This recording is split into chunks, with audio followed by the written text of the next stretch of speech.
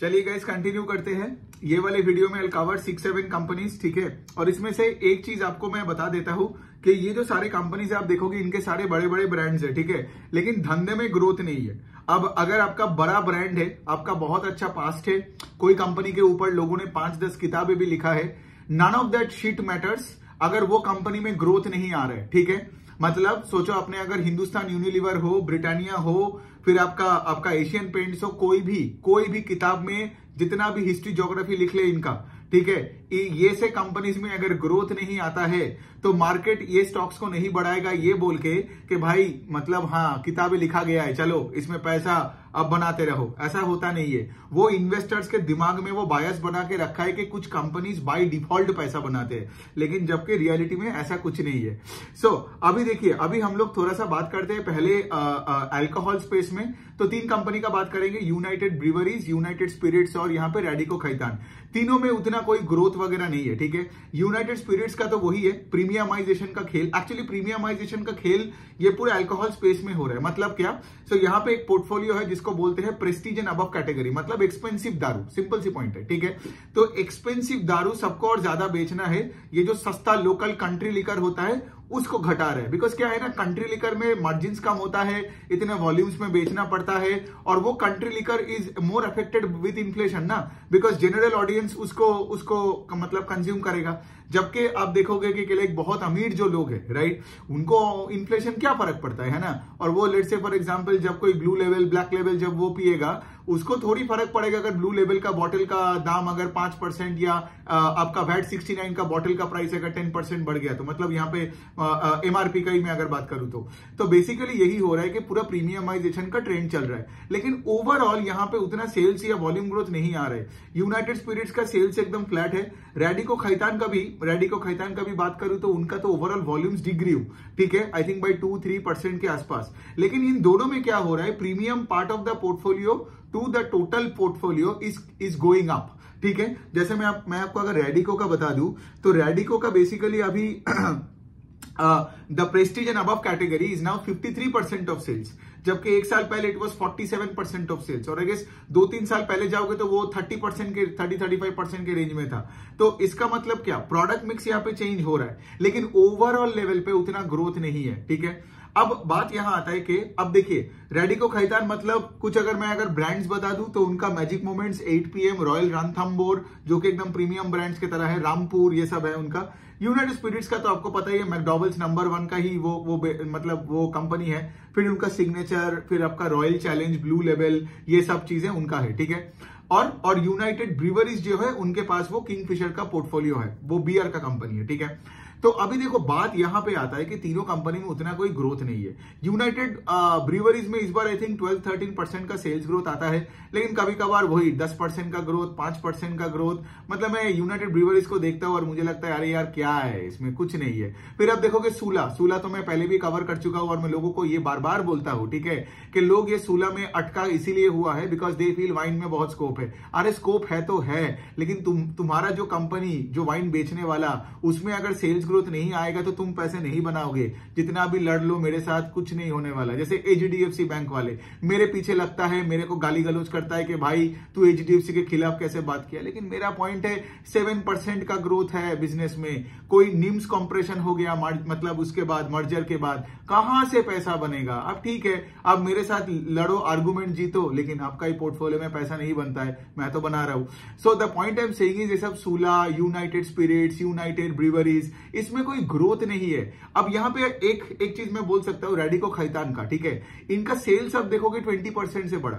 तो आप मुझे बोलोगे अरे अभी तो बोल रहे थे ग्रोथ नहीं है और अभी बता रहे हो कि सेल्स 20% से बढ़ा, लेकिन इसका रीजन कुछ और है। पिछले साल उन्होंने एक ग्रीनफील्ड प्रोजेक्ट चालू किया था, आई थिंक सीतापुर यूपी में, ठीक है, जहां पे उन्होंने ये बोला था कि क्योंकि देखो दारू बनाने के लिए आपको चाहिए कि extra neutral alcohol, ENA, which is a raw material of let's say for example alcohol, ठीक है। तो बेसिकली क्या है, वो ENA का प्लांट है, ठीक है, उसमें से वो रॉ मटेरियल बनाएगा not only for their own brands, ठीक है। ये मैजिक मोमेंट्स के लिए भी ENA चाहिए, फिर आपका 8 PM के लिए भी ENA चाहिए, लेकिन वो ENA बना रहा है दूसरे कंपनीज के लिए भी, और वो प्लांट में इवन बॉटलिंग का भी काम करेगा as a bottle manufacturer for other brands. तो बेसिकली क्या है, पिछले साल से इस साल में इस बार में ये प्लांट तो ऑपरेशनल हो गया, करेक्ट। तो ये जो सेल्स ग्रोथ आया है it's because of the sales from this plant, got it. ऐसा नहीं है कि लाइक उनका जो टोटल जो दारू बेचा है उसका वॉल्यूम से 20% का ग्रोथ आया, समझ में आया? Because volume degrew by 2.5 to 3%, लेकिन ओवरऑल सेल्स ग्रोथ 20% हुआ बिकॉज ऑफ द सीतापुर का प्लांट, गॉट इट। सो देखो, अगर वैसे आप करके आप देखोगे तो आप बोलोगे हाँ भाई ग्रोथ तो आया है। तो अगर आप मुझे अगर मुझे बंदूक रख के बोलोगे चारों में से कौन लेगा, मैं बोलूंगा रेडिको ले लो, ठीक है। और वैसे भी रेडिको में भी the prestige and above category segment is actually growing at a faster pace, ठीक है, then let's say any other companies का पीएनए का जो कैटेगरी है, ठीक है। तो ये हो गया बात। लेकिन ये वाले चीज में ना, लेकिन देखो आज रेडिको हो, यूनाइटेड स्पिरिट्स हो, सब लोग ये इन्फ्लेशनरी प्रेशर के वजह से प्रॉब्लम्स में तो आया, राइट। एक तरफ से इनका प्रॉब्लम क्या होता है ना, इनका एक तो भाई देखो कि हर स्टेट गवर्नमेंट ये अल्कोहल का रूल्स एंड रेगुलेशन बदलते रहते हैं। कभी दिल्ली ने कुछ किया तो कभी कर्नाटका ने कुछ कर दिया, तो कभी महाराष्ट्र गवर्नमेंट ने कुछ रूल बना दिया। सो द पॉइंट इज, एक तो रेगुलेटरी प्रेशर हमेशा से है, ठीक है, गवर्नमेंट का प्रेशर है, ठीक है। फिर उसके साथ क्या है, उसके साथ इन्फ्लेशनरी प्रेशर भी है। तो अगर आपके बिजनेस पे लेट से ग्रोथ नहीं है, ठीक है, सेल्स का ग्रोथ नहीं है, और अगर मार्जिन प्रेशर भी होता है ना, मतलब आप ज्यादा पैसे नहीं बनाओगे। यहाँ पे क्या होता है ना, ऐसे कंपनीज में आपको डिविडेंड मिलेगा, ऐसे कंपनीज के अच्छे अच्छे ब्रांड्स है, ठीक है, लेकिन पैसा नहीं बनता है, ठीक है। अब वही देखोगे, यूनाइटेड स्पिरिट्स में कोई आके मुझे बोल सकता है भाई मैं तो इतना परसेंटेज रिटर्न, लेकिन वो कभी मल्टी बैगर रिटर्न नहीं बनेगा, गॉट इट, बिकॉज उनका अल्टीमेटली तो सेल्स का ग्रोथ होनी चाहिए, राइट। अब अगर सेल्स ग्रोथ नहीं है, कब तक आप प्रीमियमाइजेशन का ट्रेंड खेल खेल के अपना ईपीएस को ग्रो करते रहोगे, है ना। सो वो वाला पॉइंट है, I need sales growth and EPS growth, मुझे दोनों चीज एक साथ चाहिए ना। और आप देखोगे वही स्टॉक एकदम मतलब पागलों की तरह भागता है, मतलब ऊपर की तरफ ऑफकोर्स। तो ये हो गया, देखो ये सब 3-4 कंपनी, सूला का भी जैसे मैंने बोला, उनका तो Q2 over Q2 में सेल्स आई थिंक फेल 1% के आसपास। तो मतलब क्या लू सूला वूला। अब मैं ये बोलूं हमेशा कि लोग अगर 100 लीटर दारू पीते हैं तो 1 चम्मच वाइन ले रहे, ये सब कहानी लोग बता रहे हैं, नॉनसेंस, ठीक है। लेकिन 1 चम्मच वाइन से क्या होगा, मतलब यहां पे आपको क्या लगता है, वाइन का स्कोप बहुत है, I also agree with that. लेकिन सूला का अगर सेल्स ग्रोथ नहीं आ रहा है तो फिर सूला से तो पैसा नहीं बनेगा, गॉट इट। दूसरे कोई आप जाके कोई वाइन का ये कर दो, डिस्ट्रीब्यूटरशिप ले लो, ठीक है, शायद वहां आप ज्यादा पैसे बनाओ, राइट। फिर वो चम्मच वाला लॉजिक आएगा कि हाँ भाई तुमने तो डिस्ट्रीब्यूटरशिप लगा दिया और तुम्हारे वजह से पूरे कंट्री में लोग वाइन पी रहे हैं। लेकिन अगर सूला नहीं कर पा रहे हैं, सूला का सेल्स ग्रोथ नहीं हो रहा है, तो कौन सा आप कहानी में सूला में पैसे गवा रहे हो और सूला में बैठे हो, अपना टाइम बर्बाद कर रहे हो। ट्रैक करो सारे बिजनेस को। अगर तुम देखते हो कि कौन कॉल में बुलिशनेस है और से एटलीस्ट डबल डिजिट का तो वॉल्यूम ग्रोथ होनी चाहिए ना। उनका जो खुद का ब्रांड्स है उसमें भी कोई वॉल्यूम ग्रोथ नहीं है। फिर वो क्या कर रहा है, वो जो सूला में वहां पे जाके लोगों को एक पार्क में जाके घुमाता है, ठीक है, होटल में रखवाता है। You really feel that business is scalable? No, because तुम कितने बड़े बड़े विनियार्ड बनाओगे, है ना, नहीं हो सकता है। वही 1-2 विनियार्ड है, और विनियार्ड का भी वही है ना, नंबर ऑफ होटल्स और number of rooms in hotels are fixed. So beyond the point you cannot earn, you cannot grow in that vineyard. हाँ, बॉटल बेच के सूला का डिस्ट्रीब्यूशन को पूरा कंट्री में तुम लेके जाओ and you get that volume growth, correct. एक टाइम पे सूला में मैं भी इन्वेस्टेड था, लेकिन जब मैंने देखा कि वो उसका 18-20% से ग्रो करता था जब मैं इन्वेस्टेड था, फिर मुझे अभी भी याद है, एक क्वार्टर में नंबर आता है उसका 10-11% से, मतलब 10-11% में आ गया ग्रोथ रेट। अगले 2 क्वार्टर में उसका ग्रोथ रेट और घटने लग गया, तो मैं काट के पूरा ही निकाल दिया पोर्टफोलियो में। अब तो सेल्स मतलब उसके ही नीचे, मतलब सेल्स डिग्रोथ हो रहा है। तो क्या बोले, उल्टा आप देखोगे ये जो रेडिको खैतान है और ये सब जो बड़े कंपनीज है, ये बड़े कंपनीज में एक्चुअली ग्रोथ रेट ज्यादा है जन सूला, जो कि बहुत ही छोटा है, महाराष्ट्र से आया है। सो देखो ये हो गया। अब हम बात करते हैं हिंदुस्तान यूनिलीवर के। एक्चुअली बात करने का कुछ है ही नहीं, ठीक है, बिकॉज इनका ना कोई वॉल्यूम ग्रोथ है, ना कोई सेल्स ग्रोथ है, ना इनका कोई प्रॉफिट ग्रोथ है। अब देखो यहां पे मैं आपको बोल सकता हूं, लक्स है, विम है, क्वालिटी है, नॉर्थ सूप, हॉर्लिक्स, पॉन्ड्स, फिर इसके बाद वैसलीन, ब्रू, कंफर्ट, सनसिल्क, इतने सारे बड़े बड़े ब्रांड्स है। लेकिन क्या फायदा शेयर होल्डर का, effectively volume growth is 2%, sales growth is 1%। तो यहां पे पैसा नहीं बनता है। इतना बड़ा ब्रांड्स है ना, दैट शोज वन थिंग के लिए कंपनी कभी डूबेगा नहीं, ठीक है। लेकिन company spread all across the country, growth कहां से आएगा? मार्केट में अगर ग्रोथ आपको समझ नहीं आता है तो क्या मतलब क्या इसको लेके बैठे और क्या रिन सुप्रीम का बातें करूं मैं अभी बैठ के, आपका टाइम बर्बाद करूंगा, राइट। इसको एनालिसिस नहीं बोलते। तो आप समझ में आ रहा है, मैं कुछ ही मिनटों में आपको पूरा जो मेन चीज है उस पर हिट करके निकल जाता है उस कंपनी का, and then I move on to the next company. वरना क्या है, मैं तो 2 घंटे का HUL का वर्कशॉप भी कर सकता हूं, लेकिन जिनका दिमाग नहीं है, जिसका IQ लो है, जिसको समझ नहीं आता है मार्केट कैसे चलता है, वो बड़ा बड़ा वर्कशॉप करता है ना। वो हो गया। अब एक दूसरे कंपनी का बात करते हैं, गोदरेज कंज्यूमर्स। गोदरेज कंज्यूमर्स क्या है, ये मच्छर मारने का, ये आपका गुड नाइट हो गया। फिर आप देखोगे उनका जो ये जो फ्रेशनर है, एयर करके उनका एक ब्रांड है। फिर आप देखोगे फैब्रिक में भी है, वो जेंटिल करके एक प्रोडक्ट है, वो जो ब्लू कलर का जो फैब्रिक आता है ना, वो वॉश करने के टाइम आप यूज करते हो। तो गोदरेज में भी कुछ खास ग्रोथ नहीं है। गोदरेज कंज्यूमर्स का बात कर रहा हूं, sales growth is only 7%। Godrej हो या HUL हो, सब ने डिमांड कंडीशन टफ है या नहीं है, ये सब चीजें बताया। इनका भी तो वही है, 7% का सेल्स ग्रोथ, और यहाँ पे मार्जिन भी यहाँ पे स्क्वीज्ड हुआ है गोदरेज का। तो मतलब क्या, सिंगल डिजिट का सेल्स ग्रोथ और मार्जिन कॉम्प्रेशन, तो भाई उसके बाद में क्या देखूं, है ना।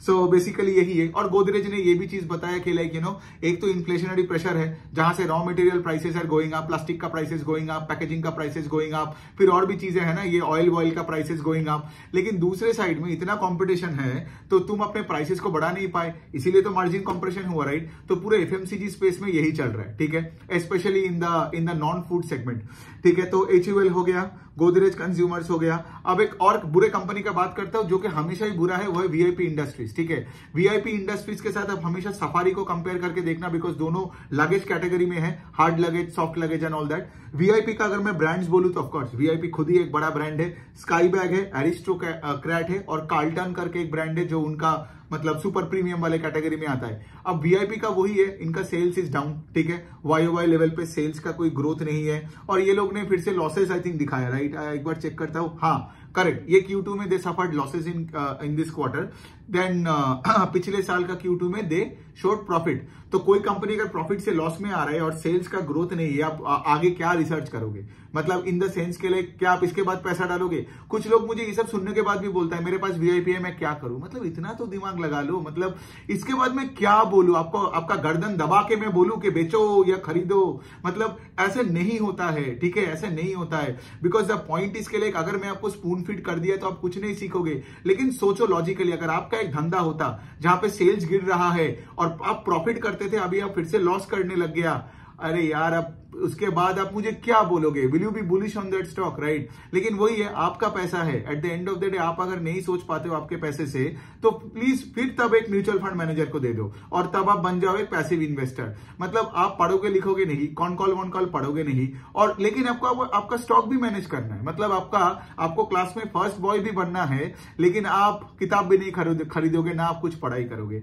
तो ऐसा तो नहीं होता है ना लाइफ में। मतलब यहाँ पे कुछ तो आपको कॉम्प्रोमाइज करना ही पड़ेगा। जैसे आज यहाँ पे आप इंस्टाग्राम का रील्स देखने की जगह 2 और एक्स्ट्रा कॉन कॉल पढ़ लो, है ना। तो इससे क्या होता है, आपका एक स्किल सेट बनेगा, तब जाके आपके लिए खेल बहुत मजेदार बनेगा। वरना वही है ना, सबको DM करते रहोगे, टेंशन लेते रहोगे। और मेरा काम का क्या है, यही है कि जो कंपनी में कोई ग्रोथ नहीं है, लॉसेस में जा रहा है, मार्जिन कॉम्प्रेशन हो रहा है, इसके आगे मैं क्या देखूं। लेकिन मैं कंपनी को ट्रैक करता रहूंगा, गॉट इट। बिकॉज कल अगर लेट से ग्रोथ वापस आ गया तो फिर मैं इंटरेस्टेड होऊंगा, फिर मैं पैसा डालूंगा। लेकिन जब मौका ही नहीं है, सब रोध हो रहा है, तो फिर मैं उसमें क्यों जाऊं, है ना।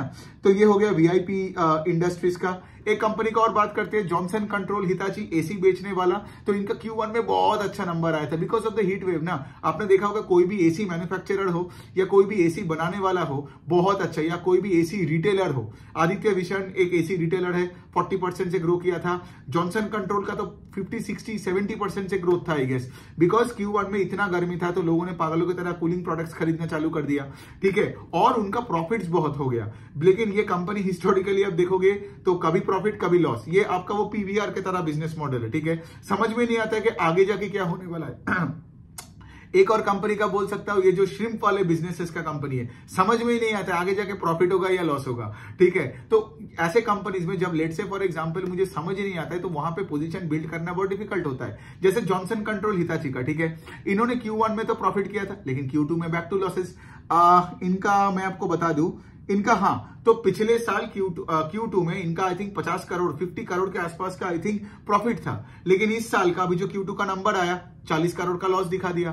तो मतलब क्या बोले आप। लेकिन इसका एक बात अच्छा है कि इसका सेल्स ग्रोथ है 40% Q2 ओवर Q2। लेकिन वही है ना कि अगर आपका सेल्स ग्रोथ 40% है तो I would want that to be backed by growth in PAT, है ना, वरना तो वही हो गया कि लाइक आप देखोगे बर्गर किंग जो ये रेस्टोरेंट ब्रांड्स एशिया है उसका सेल्स ग्रोथ रहता है, ठीक है, बाकी QSR कंपनी से, लेकिन उसका पैट मतलब सॉरी उसका लॉसेज वाइडन होता है। तो इसीलिए आप देखोगे उसका स्टॉक कभी चलता नहीं है, ठीक है, बिकॉज अल्टीमेटली EPS में ग्रोथ नहीं होगा, अर्निंग्स पर शेयर, राइट, और बिकॉज हम तो शेयर होल्डर है, तो अगर कोई अर्निंग्स ही नहीं है, सिर्फ सेल्स ग्रोथ दिखा रहे हो तब भी कुछ नहीं होगा। सेल्स ग्रोथ तो हमें चाहिए, लेकिन उसके साथ we also want EPS growth ना।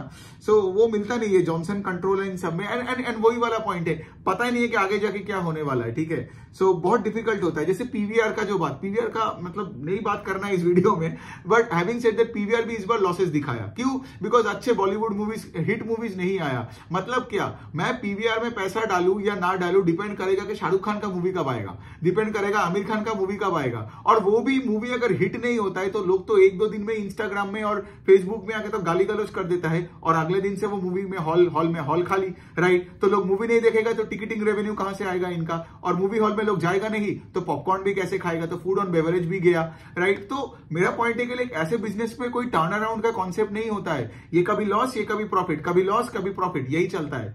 सो लास्ट एक कंपनी का बात करते हैं, डॉक्टर लाल पैथ लैब। इनका तो एक टाइम पे बहुत हाई ग्रोथ हो गया था बिकॉज कोविड का सेल्स आने लग गया था। डॉक्टर लाल पैथ लैब एक ऐसा कंपनी है जो कोविड जाने के बाद दे वर सैड। व्हाई? बिकॉज इनका कोविड रेवेन्यू, बिकॉज आपको जो ये कोविड वगैरह टेस्टिंग वगैरह करना पड़ता था उसके लिए आप तो पैथ लैब में ही जाना पड़ता था, गॉट इट। लेकिन कोविड के बाद क्या हुआ, कोविड जब खत्म हो गया तो ये जो कोविड वाला जो पार्ट ऑफ द सेल्स उनको मिलता था वो तो जीरो हो गया ना।